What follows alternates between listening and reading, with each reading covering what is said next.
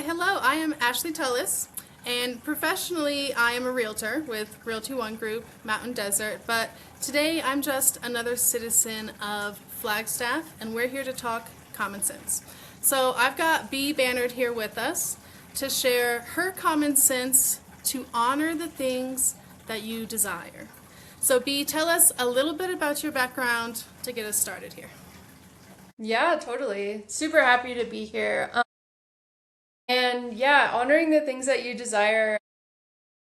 I am a person that really likes to live outside of the norm, and I've been doing that for my whole life.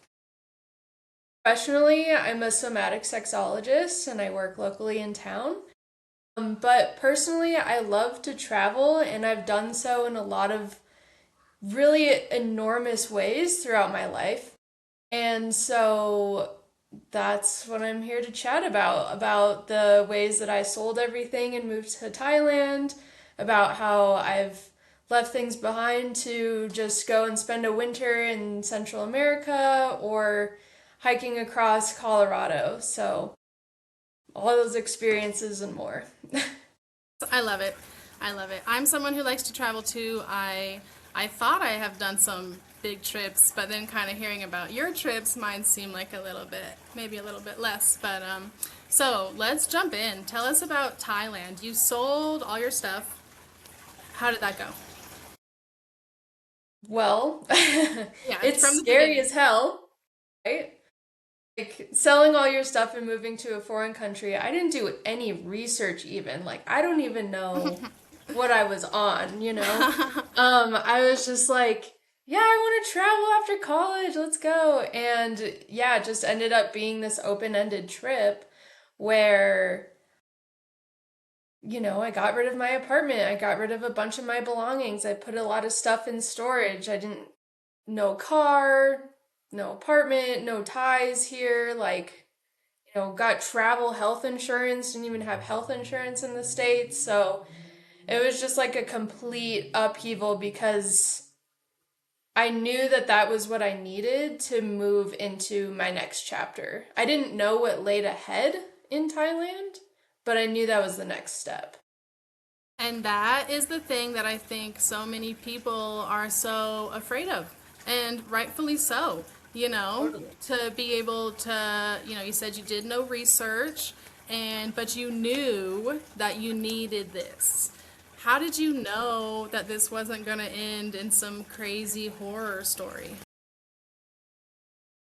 Well, you never really know, right? That's the fear, that's the nerves, that's the like, oh my God, what am I doing type of thing.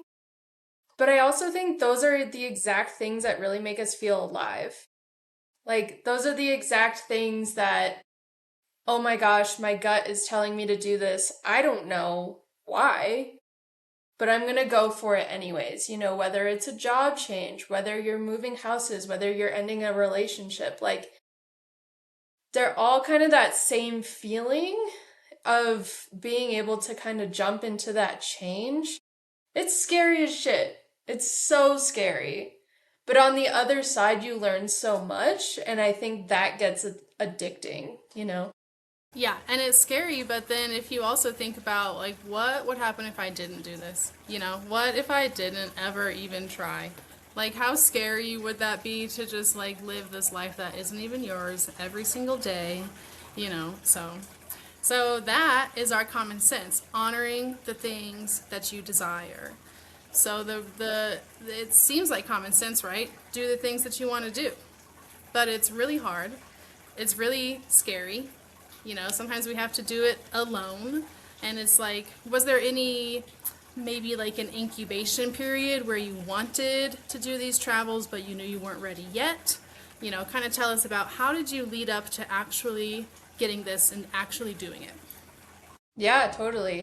Well, so I'd been saving up since high school to like travel after college. So there was a massive incubation period of like knowing that I wanted to go travel. And that was really something that, was instilled in me by my parents and like how I grew up. I traveled a lot then. Um, but I actually graduated during COVID. And so obviously you're not going to travel during COVID. So, there was a lot of like everyone's lives got put on hold. I mean, I know all of us here, even people listening, were like, "Oh yeah, my whole life got put on hold during that time," and I had to figure out and be inventive about, what else you were doing. So, during that time I did some other like traveling, like hiking for a month in Colorado and doing a massive road trip around the West. And those were really fun things, but my soul was like, okay, I can do those things. Why don't we go bigger? And so it really was kind of this, there was also this like 6 month, decision period from booking a flight to Thailand to wrapping up my whole life.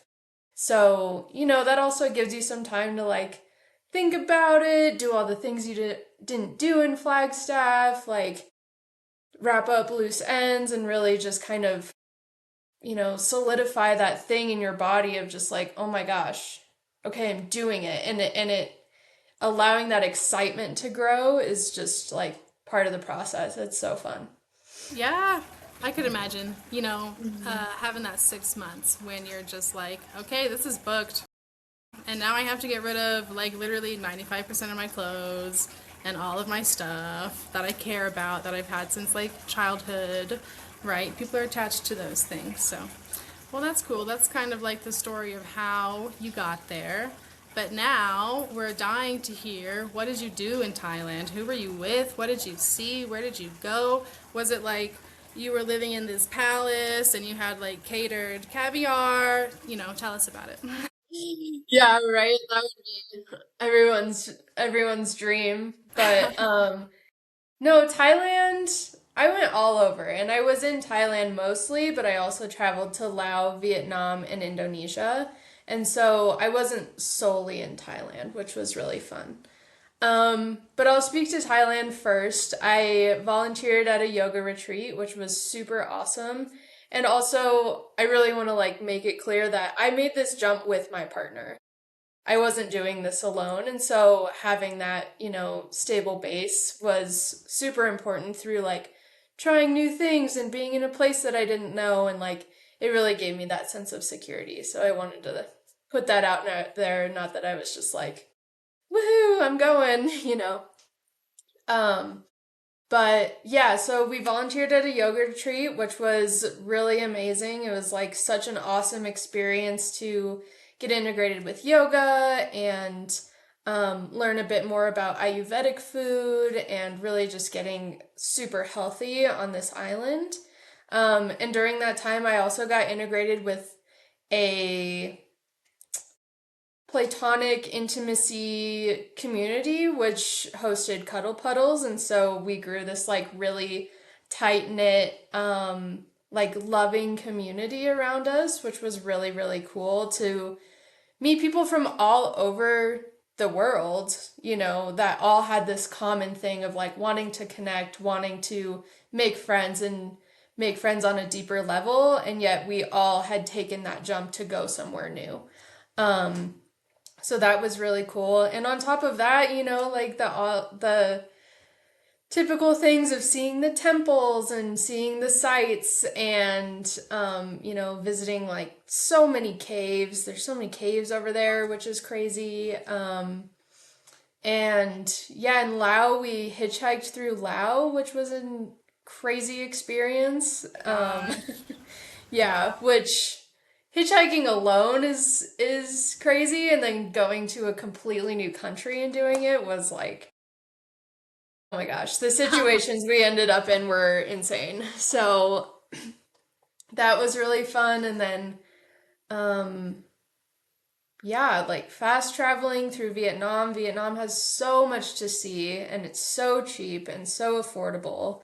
And like, if you want to get out there and do something that's affordable, I would highly recommend Vietnam. And then, trying out surfing in Lombok, Indonesia, and going to Bali and seeing what Bali has to offer. And but above all, it was really living in this slow down mindset. This mindset where your worth is not about how much you work, which is really ingrained in this society.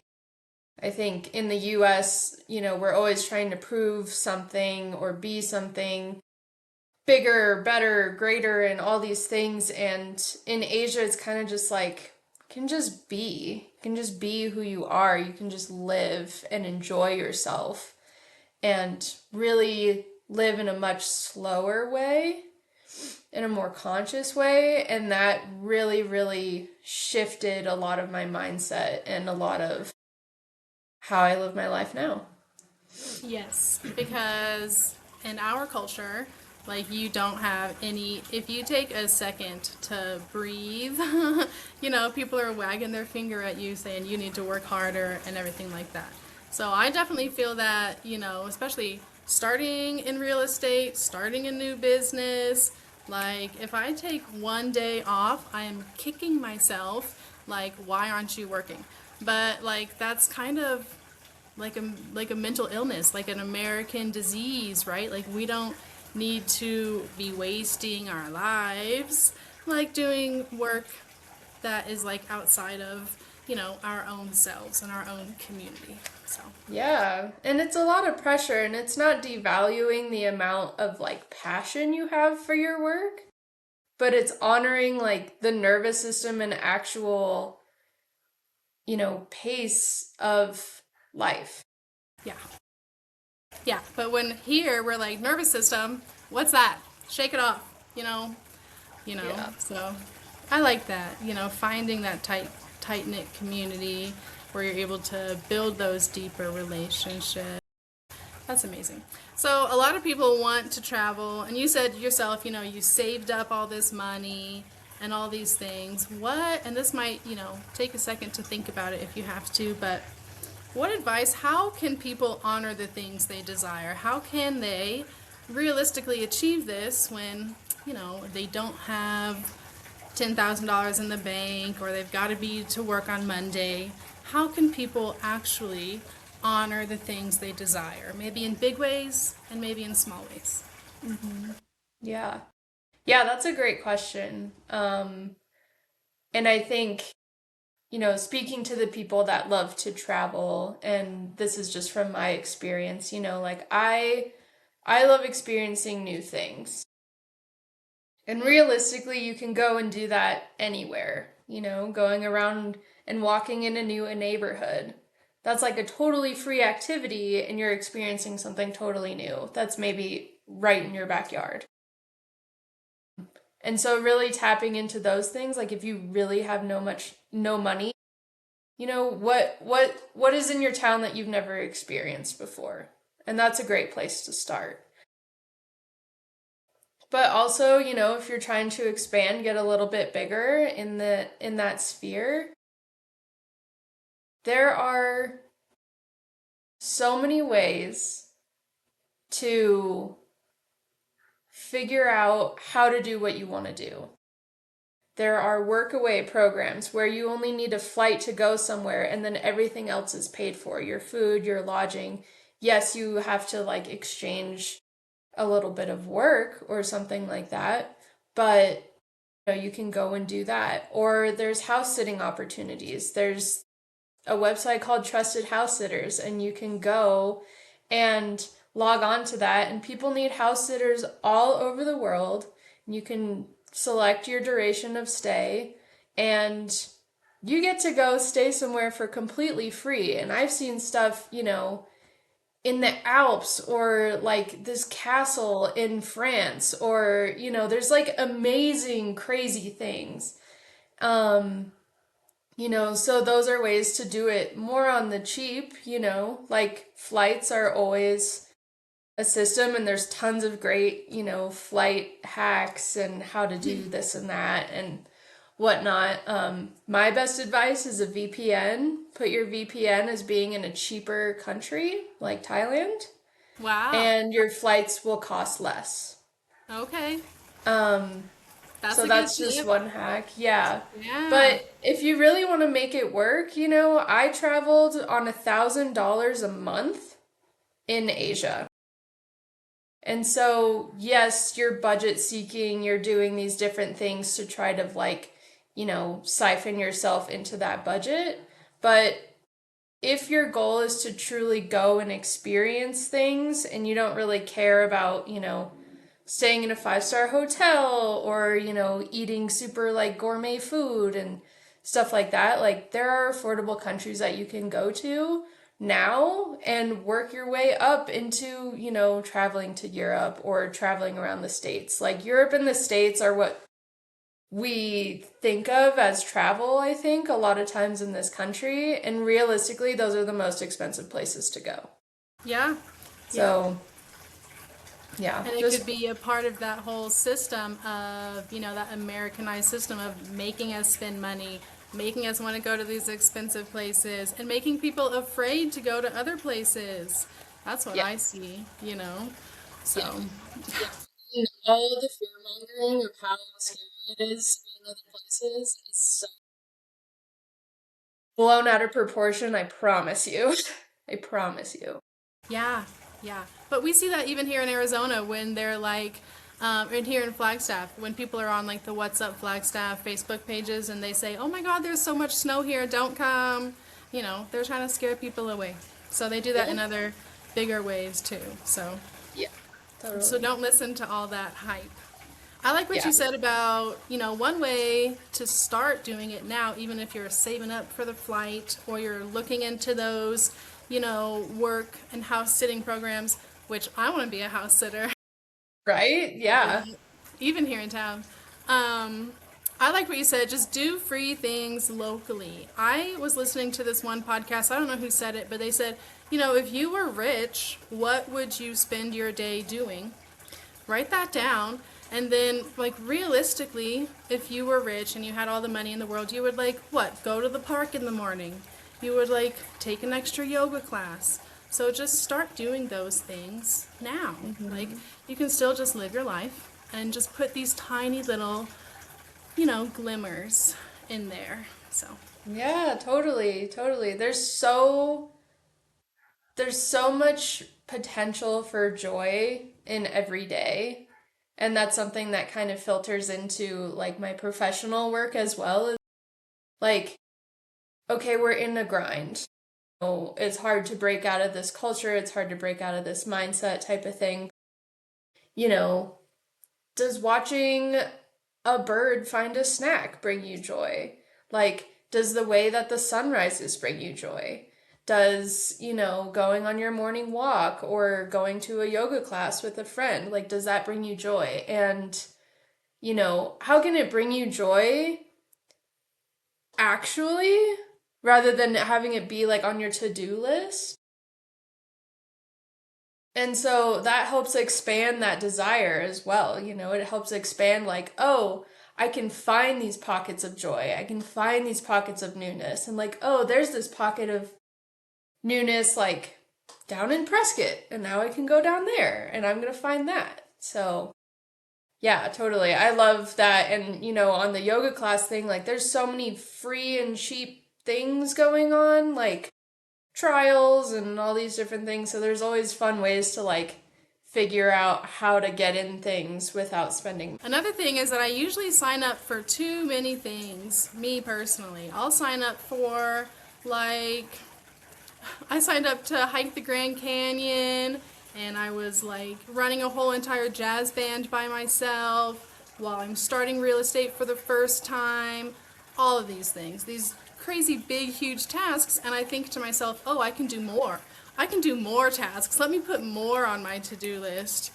When in reality, I have to look and say, these are the top 3 things that are my priority. These other things, maybe I'll do a little bit here and there, but, I'm just kind of, if you're spreading yourself too thin, then your desires are kind of all over the place, and then you can't actually achieve them because you got like 5% here and 10% there and 2% there when, it needs more attention. Yeah, totally. I mean, honoring that capacity, I think, it's a stretch for all of us, right? Like, we're always all like, oh, I want to do this and this and this and this and this. And it's like, oh my God, I'm sick. Like, you're not going to do all those things while you're sick, you know? Yeah. So, Yeah, and then we're mad at yeah, it ourselves for is. even being sick because that's our culture that we're in. So it's a different mind shift and it's a different mindset. Yeah, totally. But it's a good common sense for people to know to honor the things that you desire. And it is something that we need reminded of. And we need to talk to people about it.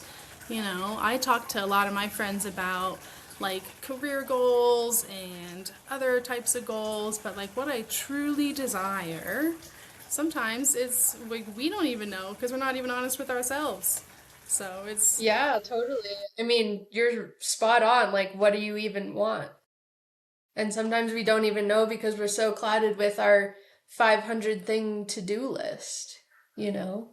And I mean, there's tons of ways to get in touch with that, you know, but like kind of siphoning out and deciding that that is a priority for you is really the first place to start, you know.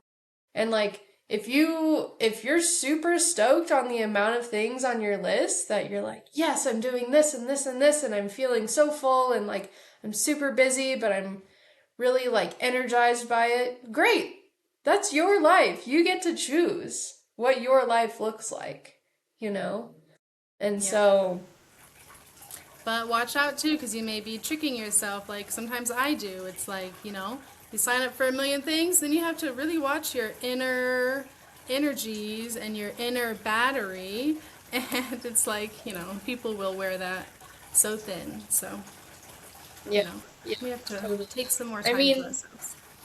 right. And at the end of the day, like, what are you waiting for? You know? Like, your house isn't going to go away. Your job isn't going to go away. All the things that you stack on your plate that are your obligations are not going to go away unless you choose to do something, unless you choose to shift or figure out a different way of doing things. And so, you know, that concept of, oh, I want to travel, but I'll do it when I'm retired. Why?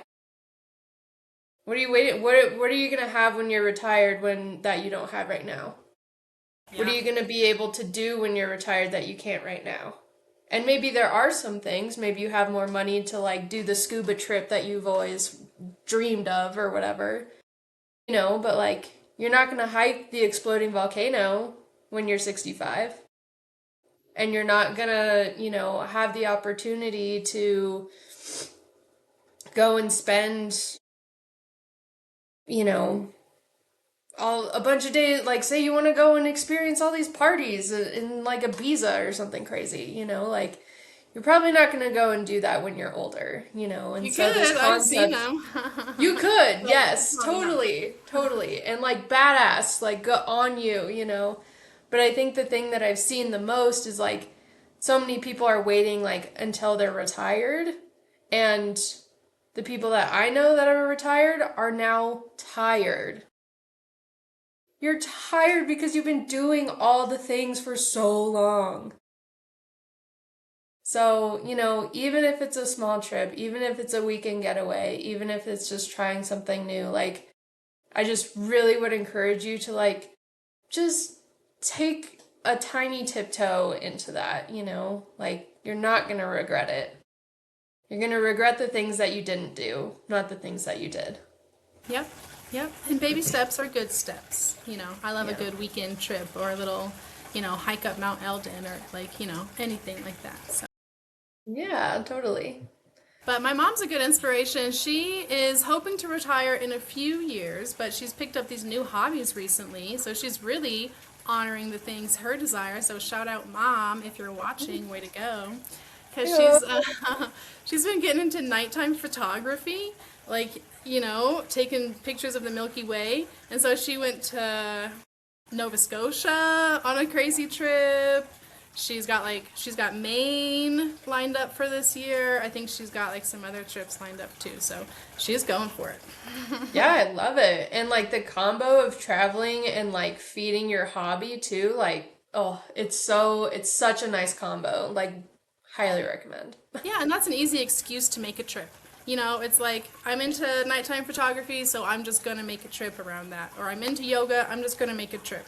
Or I'm into cooking, or like anything. Just make your trip around that. Then it's not like such a high pressure thing either. So, Yeah, totally. And then you're off following two desires, which is amazing. So, yes. Yeah, you're stacking them up. So we're going to wrap it up here pretty soon. Thank you, Bee, for all your insights. This was lovely. We'll have to have you back on to talk to us more about your relationships and, you know what I'm saying, your sexual my coaching. What do you intimacy call it? coaching. Yeah. Intimacy coaching. Yes. So we'll have to get you back on for that. But before we wrap this up today, do you have any last minute tips or advice or story or one last thing to tell people about honoring the things that you desire? What's your last little, piece of advice for us today Yeah. as a wrap up? So kind of a wrap up little conclusion. My last piece would be, you know,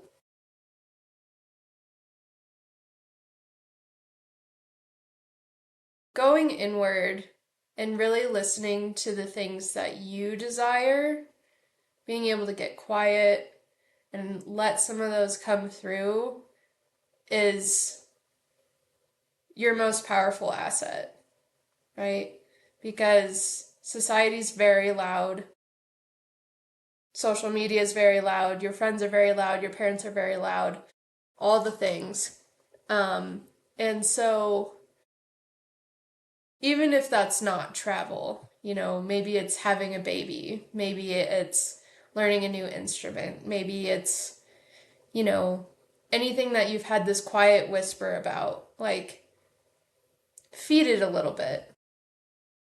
And maybe it goes somewhere and maybe it doesn't, but it's worth recognizing it and, just see what the feeling of aliveness comes from that. So that would be my last little kernel. I love that. That's perfect. Well, thank you so much for being on our Common Sense podcast, and we hope to see you again. Awesome. Thanks for having me. Okay, I'm going to go ahead and stop recording.